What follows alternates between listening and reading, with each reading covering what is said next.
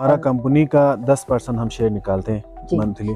माशाल्लाह। तो कुवैत में हमारा ड्राई फ्रूट का कंपनी है। माशाल्लाह। अल्लाह के फजल व करम से मेरे वालिद साहब ने कोई 70 के करीब यहाँ से लोग अभी भी वीज़ा खुल चुके हैं। तकरीबन 25 वीज़ा हमारे पास आए हुए हैं। माशाल्लाह। तो फीस पर पर्सन का सैलरी इस वक्त 2.5 से 3 लाख रुपए सैलरी है जी। तो 1,70,000 से 3 लाख तक सैलरी है उनकी।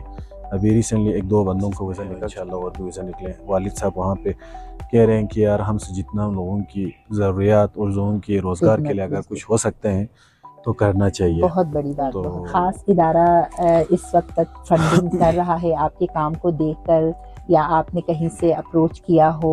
आपको कहीं से मुझे कोई फंडिंग नहीं हुई है। ये मैं बिल्कुल प्रूफ के साथ आपको कह सकता हूँ। बेसिकली अभी क्या नाम है हमारा फिदा साकी साहब है, उन्होंने किया था रमज़ान पैकेजेस में।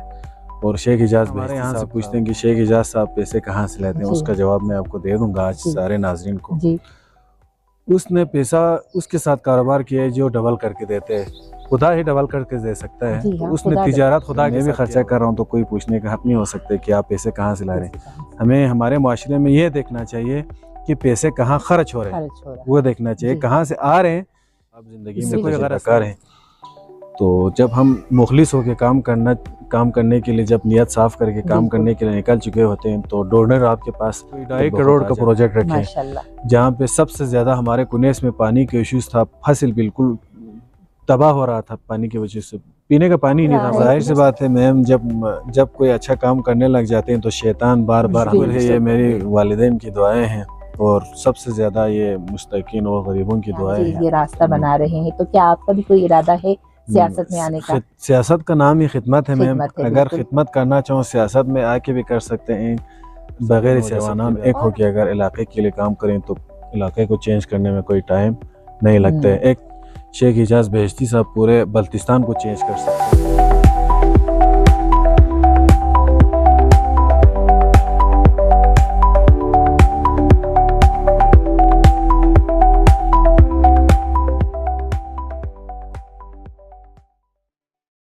बिस्मिल्लाहिर्रहमानिर्रहीम। अस्सलामुअलैकुम नाजरीन, GB ट्रू न्यूज़ पर आपका अपना पसंदीदा प्रोग्राम मॉर्निंग शो के साथ एक बार फिर आपकी खिदमत में हाजिर हूँ।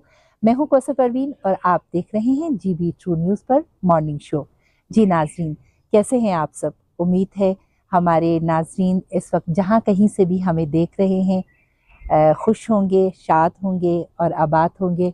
हमारी भी यही दुआ है कि हमारे अच्छे और प्यारे प्यारे नाजरीन जहाँ कहीं से भी हमारा ये शो देख रहे हैं हमेशा खुश रहें, आबाद रहें। इसी दुआ के साथ आते हैं प्रोग्राम की जानिब।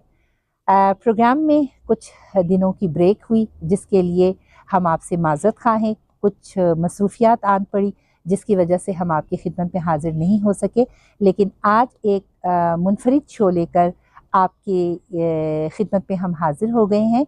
हमारी कोशिश होती है कि हमारा हर शो मुनफरिद हो, हर शो एक फ्रूटफुल शो हो जिसमें एक मैसेज हो जिससे आप कुछ सीखें। तो आज भी हमने कोशिश की है कि अपने शो में कुछ इस तरह की शख्सियत को दावत दे जिससे मिलकर यकीनन आपको खुशी होगी। तो नाजरीन, कहने को तो एक लफ्ज़ है इंसानियत की खिदमत, लेकिन ये जो इंसानियत की खिदमत है ये किसी किसी की नसीब की बात होती है। कहते हैं कि इंसानियत की खिदमत करना दरअसल एक इबादत है, और एक ऐसी इबादत जो आपको दुनिया और आखिरत दोनों में इसका अजर मिलता है।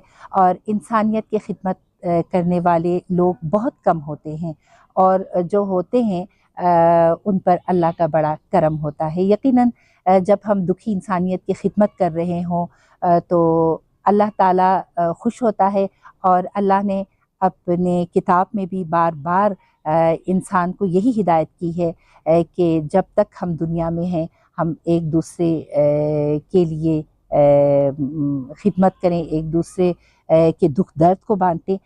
तो ऐसी ही एक शख्सियत को आज हमने दावत दी है अपने प्रोग्राम में। यकीनन आप इनसे वाकिफ़ होंगे। इनका जो नाम है इनसे आप वाकिफ़ होंगे। इनकी उम्र इतनी नहीं है जितना इनका काम है। तो शो में हम इनको वेलकम कहें। नाजरीन, जैसा कि मैंने आपको बताया कि इंसानियत की खिदमत करना दरअसल एक इबादत है। ये सब की बस की बात नहीं होती। अल्लाह ताला जिसके दिल में ये नूर जला देता है वही ये काम सरअंजाम देता है। तो आज हमारी खुशकिस्मती समझिए कि आज हमारे प्रोग्राम में तशरीफ़ रखते हैं शकूर नबी पोजी साहब। अस्सलाम वालेकुम। वालेकुम अस्सलाम। इनके नाम से आप बखूबी वाकिफ़ हैं क्योंकि ये जैसा कि इनकी उम्र आपको नज़र आ रही है कैमरे में, उम्र इतनी नहीं जितना इन्होंने बड़ा काम किया है। तो प्रोग्राम से पहले जब मैं इनके बारे में जानना चाह रही थी तो बहुत सारी बातें जानकर मुझे खुशी भी हुई कि इतनी कम उम्री में आप इंसानियत की खिदमत में पेश है। और मेरे जहन में बार बार ये भी ख्याल आ रहा था कि जो काम हुकूमत के करने हैं, जैसे कि तालीम और सेहत, ये बुनियादी चीज़ें होती हैं जो कि जिसकी ज़िम्मेदारी हुकूमत की होती है, लेकिन हमारे शहर से, हमारे गांव से जब एक बंदा उठ के इन काम को करने के लिए उठ खड़ा होता है और वो बिला झिझक बग़ैर देखे कि किससे मुझे कोई फ़ायदा हो रहा है या फ़ायदा नहीं हो रहा है, आप दुखी इंसानियत की खिदमत करते नज़र आते हैं, तो यकीनन बड़ी खुशी की बात है। और एक बार फिर यही कहूँगी कि ये सब के बस की बात नहीं है। जिसके दिल में अल्लाह ताला इस नूर को जला देता है वही खुश नसीब होता है। और ये खुश नसीब जो शख्सियत आज हमारे जीवी ट्रू न्यूज़ में हमारे शो के मेहमान बने हैं, तो सबसे पहले मैं आपको शो में खुशामदीद कहती हूँ। Thank you ma'am. और हमारे मॉर्निंग शो की खुश नसीबी के आज आप हमारे शो में तशरीफ़ लाए हैं और यकीनन इस वक्त जहाँ कहीं से भी हमें देख रहे हैं, आपने कमेंट्स में ज़रूर इनकी हौसला अफजाई करनी है क्योंकि इतनी कम उम्री में आप इतना बड़ा काम कर रहे हैं। तो प्रोग्राम से पहले भी जब आपके बारे में मैंने जानना चाहा तो आप तो बहुत काम कर चुके थे। तब से पहले तो आपको मैं खुशामदीद, इसके बाद आप अपने बारे में थोड़ा सा बताएं कि आप इस कार्य खैर की तरफ कब आप आए। बिस्मिल्लाहिर्रहमानिर्रहीम। सबसे पहले मैं जीबी ट्रू न्यूज़ के तरफ सबको मैं अस्सलाम वालेकुम और शुक्रिया अदा करता हूँ और देखने वाले तमाम नाज़रीन को भी अस्सलाम वालेकुम। और सबसे पहले आज आपकी मॉर्निंग शो में आपकी शुक्रिया अदा करता हूँ, आपने टाइम निकाला, बहुत शुक्रिया और आपका भी। इसके बाद मेरे फाउंडेशन के बारे में मैं कुछ आपको डिस्कस करना चाह रहा हूँ। आपके सामने बोलना तो अजीब सा लगता है लेकिन फिर भी इतना आपकी तरह उर्दू वो हमें आता नहीं है मैम, तो खैर फिर हमसे जितना हो सकते हैं हम आपको कोऑर्डिनेट करेंगे। बहुत शुक्रिया। सबसे पहले हमारा फाउंडेशन जो है 2011 से मेरे वालिद साहब चला रहे थे। उसके बाद वालिद साहब बेच रहे थे, बस पता नहीं कहाँ जिसको भी बेच रहा था बेच रहे थे लेकिन हकदार तक पहुंच नहीं रहे थे जी। तो अभी अल्हम्दुलिल्लाह 2018 से एज ए डायरेक्टर उन्होंने मुझे नॉमिनेट किया था। जी हाँ, मैं अपने नाज़रीन को बताती चलूँ कि नसीबी वेलफेयर फाउंडेशन के डायरेक्टर हैं आप शकूर नबी पोजी साहब। तो एज अ डायरेक्टर आप काम कर रहे हैं, तो यही मैं आपसे पूछ रही थी कि जो काम हुकूमत के करने के हैं वो आप और आपके वालिद साहब कर रहे हैं, तो ये जज्बा कब आपके दिल में आया? तो आपने बताया कि ये 2011 से आपने मेरे वालिद साहब बनाया। जी हाँ, वालिद साहब ने इस काम का आगाज़ किया। तो माशाल्लाह जज़ाकल्लाह। हम दुआ करते हैं कि इस तरह के जज्बे हम सब के दिलों में आए, क्योंकि कहते हैं ना कि आप एक हाथ से दे रहे हो तो दूसरी तरफ से आपको आ रहा होता है, लेकिन ये कम ही लोग जानते हैं कि बांटने से मिलता है। तो एक सवाल मैं पूछना चाहूँगी कि आपने अपने वेलफेयर का नाम नसीबी वेलफेयर फाउंडेशन रखा है, तो ये कोई ख़ास नाम है? नसीबी बेसिकली मेरी दादी का नाम है, मैं अब्बू की अम्मी हैं, एक माँ का नाम। जी बिल्कुल, उन्होंने अपनी अम्मी के नाम से बनाया हुआ था। बेटे ने अपनी माँ के नाम से एक वेलफेयर फाउंडेशन। बिल्कुल मैम, वो रजिस्टर्ड नहीं था जी। फिर 2019 में मैंने रजिस्टर्ड किया, पाकिस्तान मैंने रजिस्टर्ड किया इसको। तो इसके बाद हमने पहले 2018 में हमने राशन डिस्ट्रीब्यूशन करता था, तो हर 3 महीने में कोई 150 घरानों में दे देता था। यानी कि छोटे लेवल से आपने बिल्कुल दिया, मेरा अपना गाँव से स्टार्ट किया मैंने, कुनैस से। तो अल्हम्दुलिल्लाह आपने पहले बताया कि यार जब अल्लाह के साथ तिजारत करेंगे तो वो जाहिर सी बात है, जब आप एक हाथ से जब देंगे तो दूसरे हाथ से आ जाएंगे। तो 2018 में मैंने राशन के हवाले से करते गया, 2021 में मुझे फिर आपकी तरह के मैम जो सोशल वर्कर थी उन्होंने मुझे मशवरा दिया कि यार शकूर नबी साहब, मैं आपको माइंड ना करूं तो एक बात बोलना चाह रहा हूं कि आप राशन के ऊपर से ज़्यादा अगर माइंड ना करें तो आप एजुकेशन और हेल्थ के ऊपर काम करें, क्योंकि राशन हमारे यहाँ पे इस दौर में हमारे यहाँ के लोगों को राशन देते जाएंगे हर 3 महीने में, तो वो मांगने का एक जरिया बन जाते हैं। फिर उसके बाद वो काम करना छोड़ देंगे, तो आदी बन जाते हैं मांगने का। तो बेहतर है आप उनकी एजुकेशन और हेल्थ के ऊपर काम करेंगे तो उनका मुस्तकबिल भी बन जाएंगे। इसके बाद से 2021 से मैंने एजुकेशन के ऊपर काम कर रहे हैं और इसके साथ हेल्थ के ऊपर कर रहे हैं। तो अब तक अल्हम्दुलिल्लाह 250 से करीब हमने स्कॉलरशिप दे चुके हैं पिछले साल, और मुख्तलिफ स्कूलों में IT लैब बना के दिए हैं। और ACT क्लासेस का जो क्लासेस चला रहा था, लेकिन वहाँ पे किट नहीं थी, सामान नहीं थी वहाँ पे, वो प्रोवाइड किए हैं। और इसके बाद इसके साथ साइंस लैब, मुख्तलिफ चीज़ों का, और स्टूडेंट्स के लिए जो चेयर्स के तकरीबन 400 चेयर्स हमने इस साल दिए हैं। और इसके बाद साथ साथ हमने कुछ स्टूडेंट नीडेडली स्टूडेंट्स के लिए हमने वर्दियाँ भी दे दिए हैं, तकरीबन कोई 250 के करीब वर्दियाँ भी दिए। इस काम का दायरा जो नसीबी वेलफेयर फाउंडेशन का जो दायरा है वो सिर्फ ज़िला गांची तक महदूद नहीं है मैम। वो इसीलिए लोग मुझे कहते थे कि यार आप सियासत के लिए यहाँ पे कुछ दे रहे हैं, तो मैंने इस वजह से पूरे बल्तिस्तान लेवल पे काम कर रहा था। अभी मैंने स्कर्दो में भी और रोंदू में भी मैंने जाके किए हैं, और सिरमिक मेहदियाबाद साइड पे भी किए हैं, और अल्हम्दुलिल्लाह इस स्कर्दो में माशाल्लाह ये बहुत बड़ी बात होती है, क्योंकि आपने एक छोटे लेवल से काम का आगाज़ किया, राशन से आपने काम का आगाज़ किया, और इसको बढ़ाते बढ़ाते अब आप दुखी इंसानियत की खिदमत के साथ साथ तालीम और सेहत जैसे शोबे तक आप आ गए हैं। और आपने बताया कि बहुत सारे तलबा और तालिबात को आपने स्कॉलरशिप दिया, बहुत अच्छी बात है। टीचर्स भी हमने हायर किया हुए हैं जी।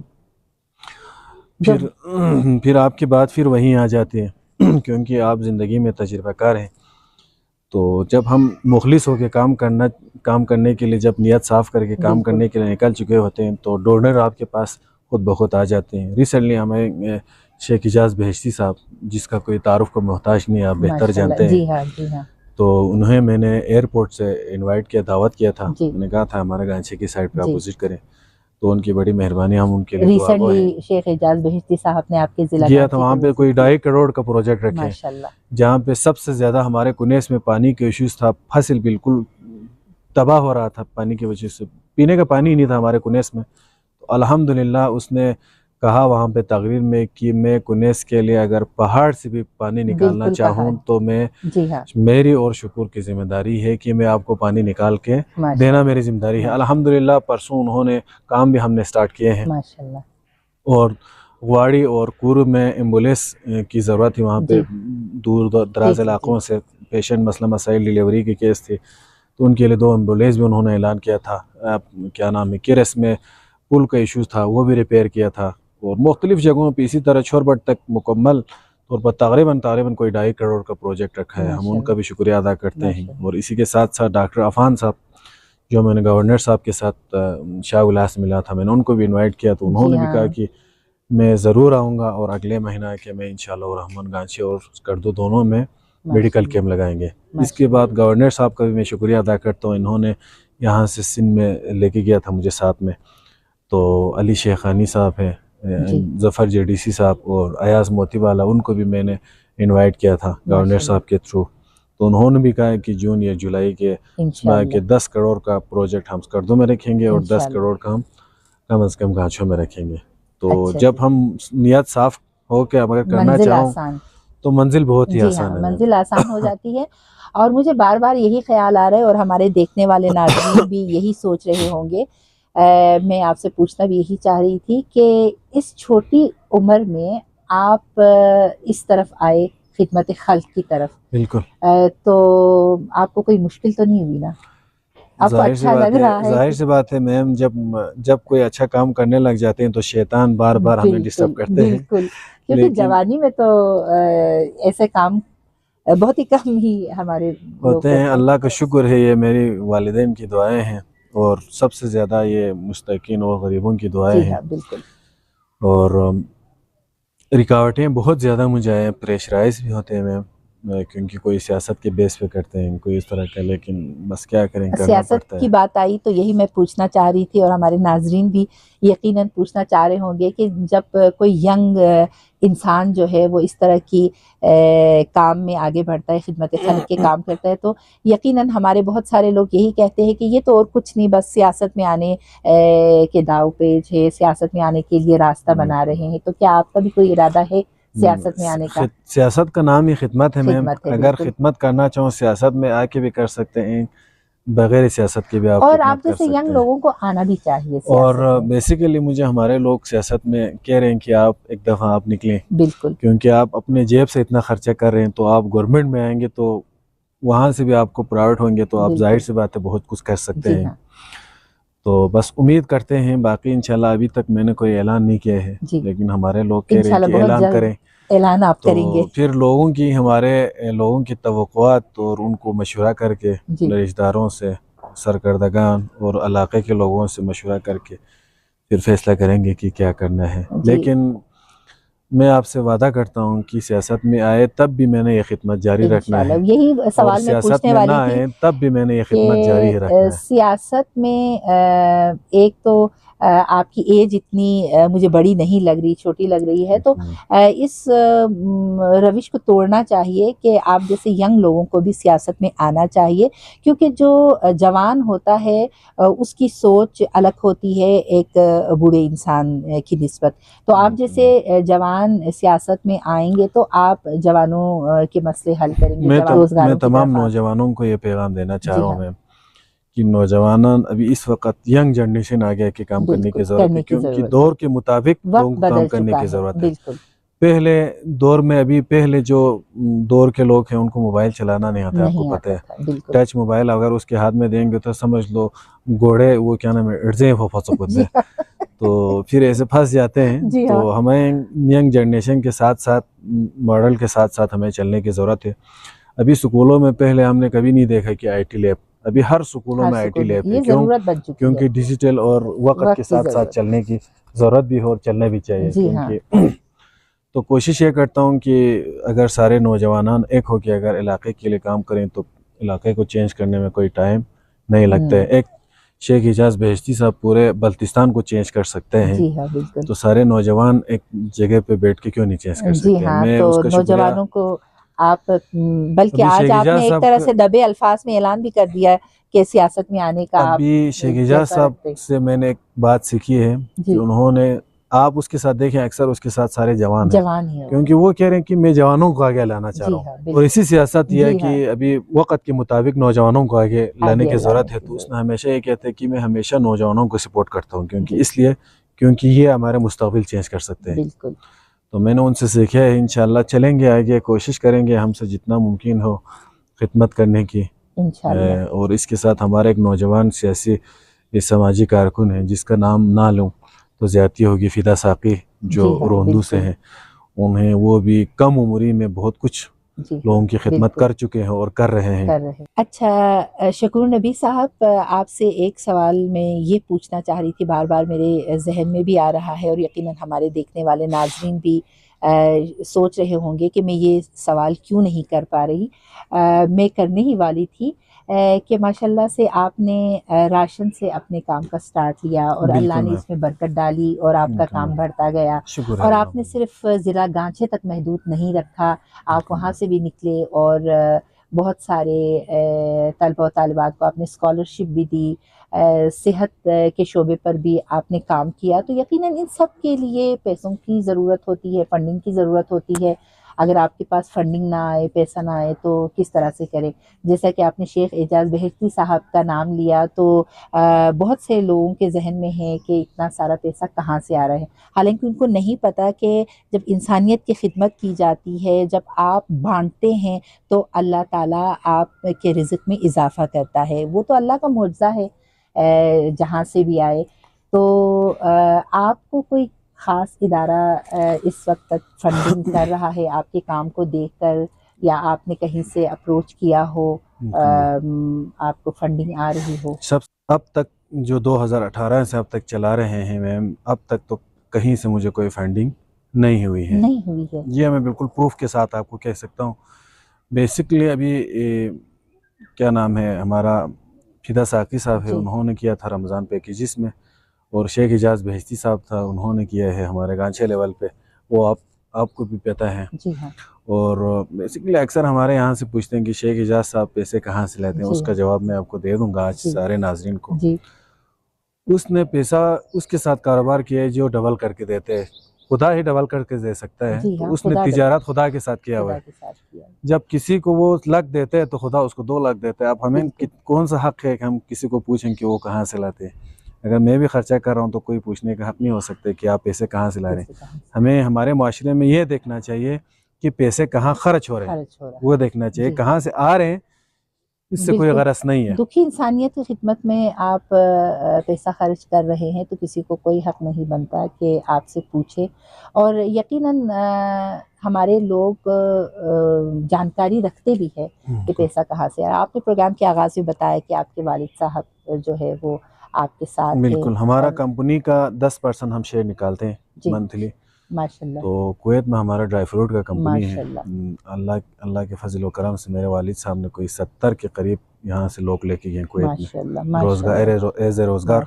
और अभी भी वीज़ा खुल चुके हैं, तकरीबन 25 वीज़ा हमारे पास आए हुए हैं। तो फीस पर पर्सन का सैलरी इस वक्त 2.5 से 3 लाख रुपए सैलरी है। तो 1,70,000 से 3 लाख तक सैलरी है उनकी। अभी रिसेंटली 1-2 बंदों को वीज़ा निकल चुके हैं, अभी प्रोसेस में है, इंशाल्लाह और भी वीज़ा निकले। वालिद साहब वहाँ पे कह रहे हैं कि यार हमसे जितना लोगों की ज़रूरियात और लोगों की रोज़गार के लिए अगर कुछ हो सकते हैं तो करना चाहिए। बहुत बड़ी बात, तो बहुत बड़ी बात। वहाँ हमें कंपनी के अलावा, कंपनी से 10% शेयर निकालते हैं वहाँ, उसके अलावा कहीं से फंडिंग अब तक नहीं हुआ है मैम। अल्लाह के फजल करम से हम अपने जमा पूंजी से निकाल के खर्च कर रहे हैं। इंशाल्लाह। अब आप जवान हैं और आपका इरादा है सियासत में, लेकिन आपने प्रॉपर ऐलान नहीं किया, तो मुझे उम्मीद है कि बहुत जल्द आप ऐलान भी करेंगे सियासत की तरफ आने की, क्योंकि आपने पहले ही बताया कि सियासत भी एक इबादत है और ये भी एक इंसानियत की खिदमत है। तो इंशाल्लाह किसी और प्रोग्राम में आपको हम जहमत देंगे और खुल के हम बात करेंगे। हमारे प्रोग्राम का वक्त चूँकि थोड़ा सा होता है, उस थोड़े से वक्त में हमने कोशिश की आपके अच्छे अच्छे कामों को हम अपने नाज़रीन तक पहुँचाए। तो आखिर में कोई पैगाम आप देना चाहे हमारे नाज़रीन को? मैं सबसे पहले पैगाम तो मैंने आपको ही देना है, क्योंकि हाईलाइट तो आप लोगों ने ही करना है। खैर मैं अपने नाज़रीन को पैगाम देना चाह रहा हूँ कि इस वक्त हमारे यंग जनरेशन को आगे आके काम करने की ज़रूरत है। बिल्कुल। अगर यंग जनरेशन आगे आके काम करेंगे तो सेहत और एजुकेशन हर हवाले से हमें काम करने में कोई दिक्कत या कोई चीज़ ऐसा नामुमकिन नहीं है जो हम ना कर पाए। तो मैं तमाम नौजवानों को ये रिक्वेस्ट करना चाहता हूँ कि अपने लिए तो हर कोई जीते हैं, लेकिन अगर ज़िंदगी में कुछ करना है तो दूसरों के लिए जिए। ये ज़िंदगी में कोई भरोसा नहीं है, आज चला जाए कल चला जाए। ना ये माल दौलत आपके पास रहेंगे, ना ये जायदाद आपके पास रहेंगे। तो अगर रह सकते हैं तो आपके पास इज़्ज़त और आपकी एक पहचान रहेंगे। तो इसको अगर ज़िंदा रखना है, आपके नाम को पहचान बनानी है, तो लोगों की खिदमत करें। लोगों की क्या, इंसानियत की खिदमत करें। इसमें बिला तफरीक होकर काम करने की ज़रूरत है। बहुत खूबसूरत पैगाम, बहुत खूबसूरत पैगाम नबी साहब का। इस खूबसूरत पैगाम के साथ आगे कहना कुछ बनता भी नहीं है। बहुत ही बड़ी बात है कि अगर आपने अपना कल बचाना है तो आज अपने आप को इस तरह की दुखी इंसानियत की खिदमत के लिए सर्व करें, तो यकीनन दुनिया में भी आपकी इज़्ज़त होगी और आखिरत में भी आपकी इज़्ज़त होगी। तो नबी शकूर फूजी साहब का बहुत बहुत शुक्रिया, कीमती वक्त में से वक्त निकाला। हमने जब आपसे रब्ता किया तो आप बहुत बिज़ी थे और बहुत ही कम वक्त के लिए आप हमारे प्रोग्राम में तशरीफ़ लाए, और हमने कोशिश की कि इसी कम वक्त में आप के पूरे कामों का हम अहाता करें, लेकिन हम नहीं कर पाए। इंशाल्लाह किसी और प्रोग्राम में किसी और जगह पर इनसे तफसीली गुफ्तगू होगी। तब तक के लिए मुझे दीजिए इजाज़त। अल्लाह निगहबान।